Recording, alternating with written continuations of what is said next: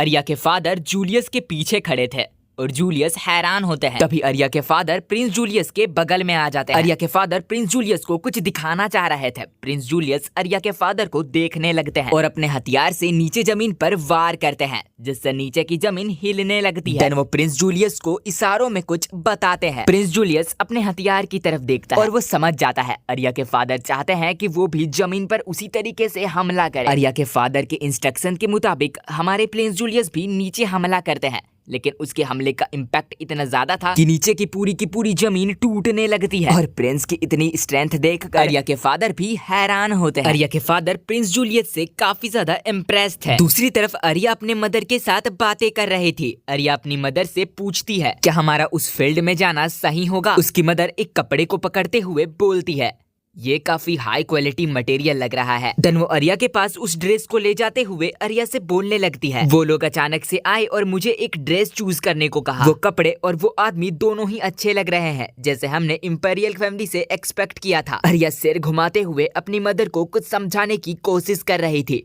तब उसकी मदर बोलती है नहीं नहीं, मैं तो मजाक कर रही थी। आर्या अपनी मदर का जवाब देती है ऐसी भयानक चीजें दोबारा से कभी मत कहिएगा। आर्या की मदर आर्या को देखकर बोलती है तुम तो बहुत ही ज्यादा बदल गई हो। मुझे पता है ये तुम्हारे और इंपीरियल फैमिली के बीच का मामला है, लेकिन मुझे ये याद नहीं कि मैंने तुम्हें चापड़ूस बनने के लिए पाला था। क्या कहीं कोई ऐसी बात नहीं कि तुम्हें धमकी दी जा रही हो। आर्या अपनी मदर को मना करती है नहीं नहीं, ऐसी कोई बात नहीं है। दरअसल ये एक क्राउन प्रिंस वगैरह सब कुछ एक शो की तरह है, शो की तरह। हाँ, ये बस एक खेल है। अगर मैंने उन्हें 6 महीनों में किसी भी कंपटीशन में हरा दिया तो मेरी शादी कैंसिल हो जाएगी। तो मेरे कहने का मतलब है कि ये सब कुछ बस एक बड़ा प्रैंक है। आर्या की मदर आर्या का जवाब देती है तुम्हें पता भी है ये कपड़े कितने महंगे हैं बस एक प्रैंक के लिए। आर्या का मुंह और रिएक्शन दोनों ही देखने लायक था। देन आर्या की मदर फिर से बोलती है अगर ये एक गेम है फिर भी मैं अपनी बेटी को एक ऐसे इंसान से शादी कभी नहीं करने दूंगी जो कि लोगों से भरी हुई एक भीड़ वाली बार में मेरी बेटी का मजाक बनाता हो। आर्या की आंखों में प्यार भर आया था और अपने माँ को बहुत ही प्यार से देख रही थी, लेकिन देखते ही देखते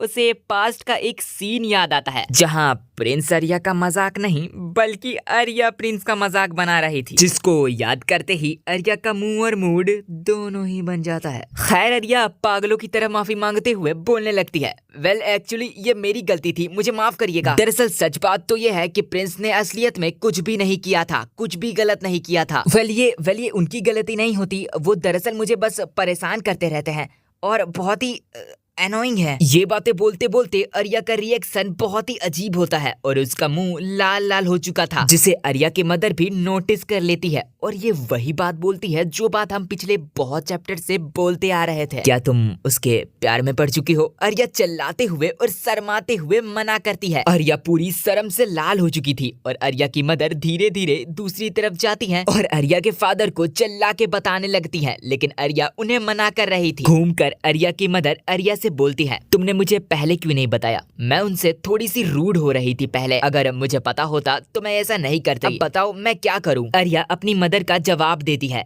नहीं ऐसी कोई भी बात नहीं है, मैं अब तक किसी के भी प्यार में नहीं पड़ी हूँ। जिसे सुनकर आर्या की मदर हंसने लगती है। देन आर्या से बोलती है तुम और तुम्हारे फादर बिल्कुल ही एक जैसे हो, दोनों ही बहुत ही ओवरथिंक करते रहते हो। चलो अब ये बात इमेजिन करके देखो, तुम्हारे सामने एक अल्कोहल रखा हुआ है जो कि बहुत ही टेस्टी है। आर्या को समझ में नहीं आता अल्कोहल बीच में कहाँ से टपक गया। देन आर्या की मदर आगे बोलती है लेकिन जब तुम उस इंसान के बारे में सोचते हो तो जो टेस्ट होता है वो बहुत ही वंडरफुल होता है और यही एक सख्त सबूत है कि तुम्हें प्यार हो चुका है। आर्या हैरान होती है लेकिन फिर अपनी मदर से कहती है लेकिन मदर आपको तो कोई भी अल्कोहल घटिया नहीं लगता। आर्या की मदर बोलती है हाँ ये बिल्कुल सही बात है। देन आर्या की मदर ड्रेस के पास जाती है और ड्रेस को छूते हुए आर्या से कहती है मेरे ख्याल से मुझे बहुत ही ध्यान से चुनना चाहिए। फिर एक कपड़े को अपने हाथ में लेकर अपने करीब लाते हुए बोलती है ये काफी डिफिकल्ट होने वाला है और तुम लोग आर्या का रिएक्शन देख सकते हो।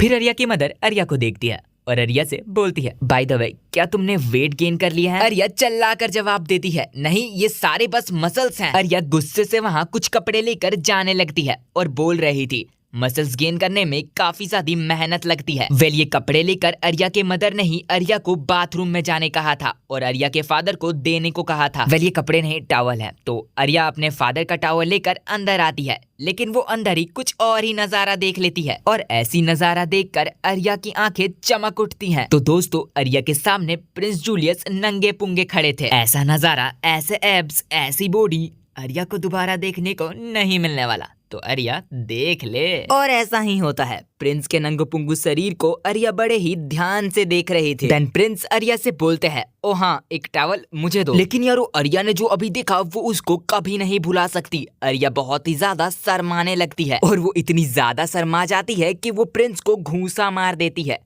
और टॉवल वहीं छोड़कर भाग जाती है। नंगू पुंगू प्रिंस का दिमाग खराब हो जाता है क्योंकि एक तो वही पहले आई, ऊपर से उसने ही उसे नंगू पुंगू देखा और ऊपर से वही कर रही है ऐसा। प्रिंस गुस्सा कर ही रहे थे कि प्रिंस की नजर अपने हाथों पर जाती है। उसके हाथ पर किसी मेड का एक मेड का कपड़ा रखा हुआ था। आर्या बहुत ही शर्माते हुए और गुस्से के साथ अपने मॉम के पास जा रही होती है। आर्या की मॉम आर्या को देखकर आर्या से बोलती है, क्या तुम अभी भी इस तरीके से चल पा रही हो? शर्माने और गुस्से के साथ आर्या अपने मॉम से कहती है, क्राउन प्रिंस बाथरूम में थे। आर्या की मदर आर्या से बोलती है, ओ हाँ अगर मैं इसके बारे में अब सोचूं तो तुम्हारे फादर ने भी बिल्कुल यही कहा था। आर्या गुस्से के साथ अपने मदर से बोलती है, आपने ये किसी पर्पस में किया था ना? उसकी मदर जवाब देती है, कुछ भी चोट नहीं लगी तो इसमें इतनी बड़ी बात बनाने की क्या जरूरत है तुम्हें? आर्या जोर से बोलती है, मेरा मतलब है कि। लेकिन वो आसपास देखती है जहाँ बहुत ही सारे गार्ड साफ सफाई कर रहे थे। वेल आसपास देखने के बाद आर्या धीमी आवाज में बोलती है, हम लोग क्राउन प्रिंस के साथ डील कर रहे हैं, ठीक है? तो इधर कोई भी मिसअंडरस्टैंडिंग्स नहीं है, तो आप अब बंद कर सकती हैं ये सब। लेकिन यार तभी यहाँ पे हमारे बकैती प्रिंस आ जाते हैं और मेड के कपड़े पहनकर अजीब सी हरकतें करने लगते हैं।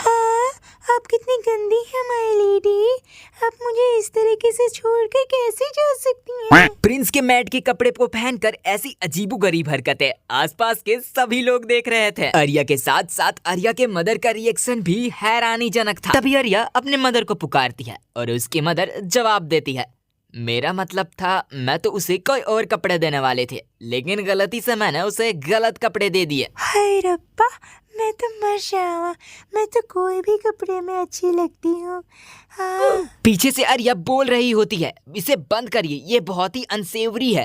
प्रिंस जवाब देते हैं, अनसेवरी? मैं तो अपने पैर भी सेव करके रखता हूँ। आर्या जवाब देती है, ये तो और भी घटिया है। आर्या की मदर उन्हें देखकर हंस रही थी और वो दोनों लड़ रहे थे। तभी आर्या के मदर के पास एक मेड आती है। देन आर्या के मदर सभी को बोलती है, चलो अब ये सब बंद करो क्योंकि अब डिनर का टाइम हो चुका है। डिनर के लिए सभी के पास अच्छे अच्छे खाने परोसे गए थे। उन्हें देखकर सभी की आंखें चमक आई थी। आर्या की मदर और उसके पीछे सेफ दोनों ही अपने हाथों में दो दो थालियां लेकर सभी को बोलने लगते हैं, चलो अब सभी लोग एंजॉय करो। ब्लू बालों वाला आर्या की मदर से बोलता है, हम लोग एक ही टेबल पर नहीं खा सकते और साथ ही साथ हम लोग आपको सर्व भी नहीं करने दे सकते। आर्या की मदर सभी से कहती है, चिंता मत करो, एक वक्त था जब ये जगह अप्रेंटिस से भरा हुआ रहता था। तुम लोग सभी भूखे होगे तो चिंता मत करो और ना ही टाइम बर्बाद करो और फटाफट खाना शुरू कर दो। सभी लोग डिनर कर रहे थे लेकिन प्रिंस का ध्यान कहीं और ही था। आर्या प्रिंस से सवाल करती है, क्या कुछ गड़बड़ है?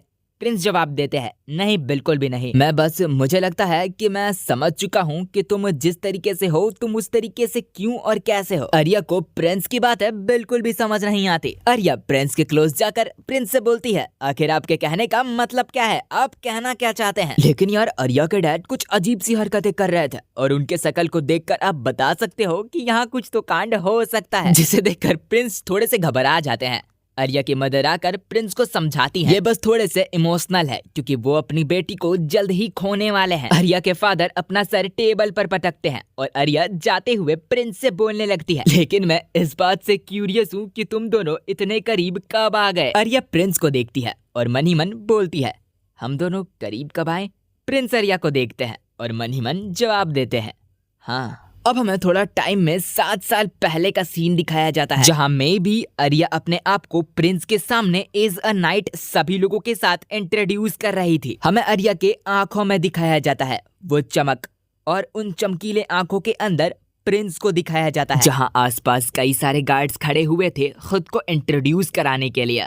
वहीं प्रिंस की नजर तो सिर्फ आर्या पर थे। जब आपको किसी से प्यार होता है, भले ही आप उसके बारे में कुछ भी नहीं जानते, लेकिन फिर भी आप इतने ज्यादा लोगों के होने के बावजूद भी इतनी भीड़ वाली जगह में भी उसे आसानी से पहचान सकते हैं।